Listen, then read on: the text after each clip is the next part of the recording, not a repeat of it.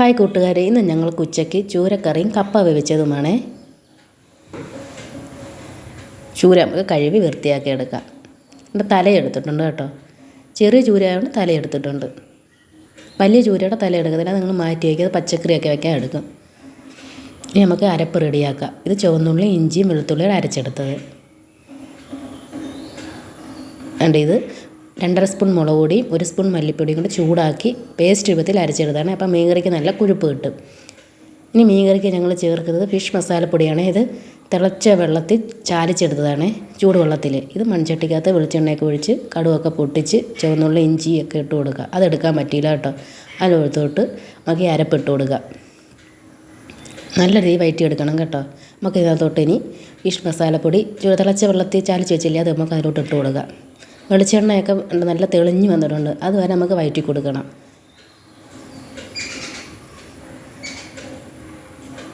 നല്ല രീതിയിൽ വഴറ്റി കൊടുക്കണം. അപ്പം മീൻകറിക്ക് നല്ല രീതിയിൽ വഴറ്റി വന്നിട്ടുണ്ട്. വെളിച്ചെണ്ണയൊക്കെ തെളിഞ്ഞ് വന്നിട്ടുണ്ട്. അതുവരെ നമുക്ക് വഴറ്റി കൊടുത്തുകൊണ്ടേ ഇരിക്കണം. നമുക്ക് ആവശ്യത്തിന് വെള്ളം ഒഴിച്ച് കൊടുക്കാം.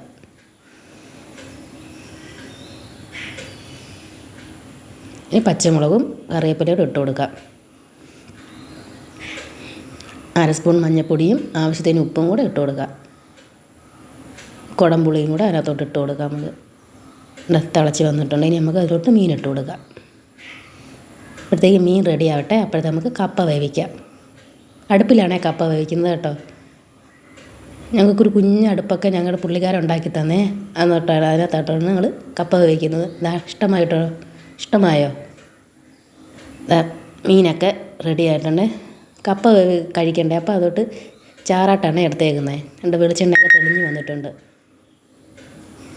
ചീനിയൊക്കെ വെന്ത് കേട്ടോ. ചീനിക്കകത്ത് മഞ്ഞൾപ്പൊടിയും കറിവേപ്പിലയും ഉപ്പൊക്കെ ഇട്ട് കൊടുത്തിട്ടുണ്ട്.